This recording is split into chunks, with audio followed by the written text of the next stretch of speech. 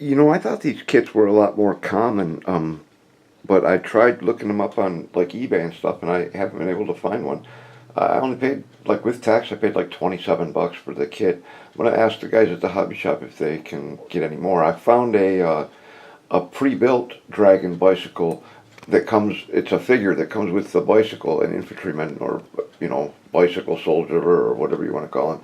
But that bicycle does not have the Panzerfaust rack or the Panzerfaust 60s on the front.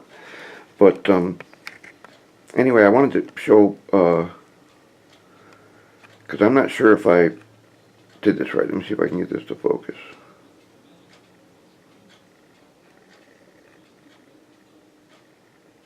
Okay, see that little knob right there on the end of that fender support? Now, I only use that on one side, and then once the glue hardens, I will trim that off. Let me see if I can get a shot from the other side.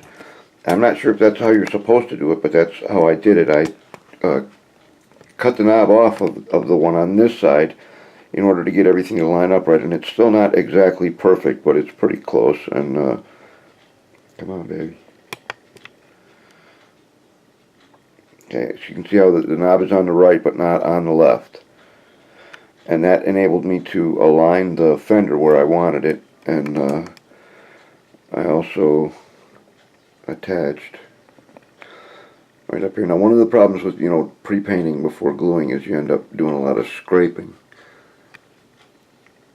I can't get it to focus the way I want to. That's the front end of the fender right there. There we go.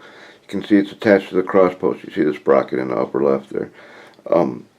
I tried to get a solid joint there. I scraped the paint from the fender first, and I'll go back and touch that up and paint over it. Same thing with the outsides of the axle on each side. I got everything aligned exactly where I wanted it. See if this will focus for us. And then just applied a bead of glue around the outside like I was welding it actually. And that will fuse the plastic together there.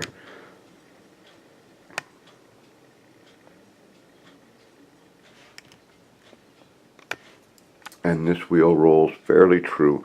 I put a little bit of that graphite powder on there that they use for the Pinewood Derby cars, and you can see it spins pretty good. It's not the front wheel. This is excellent compared to the front wheel. You see how much run out that's got. I haven't even started working on the front wheel yet. I just got the rear kind of going. See, it's still spinning. That's with the graphite powder. That really helps out a lot, I think. The front wheel now is next, and it's not even anywhere close to being true.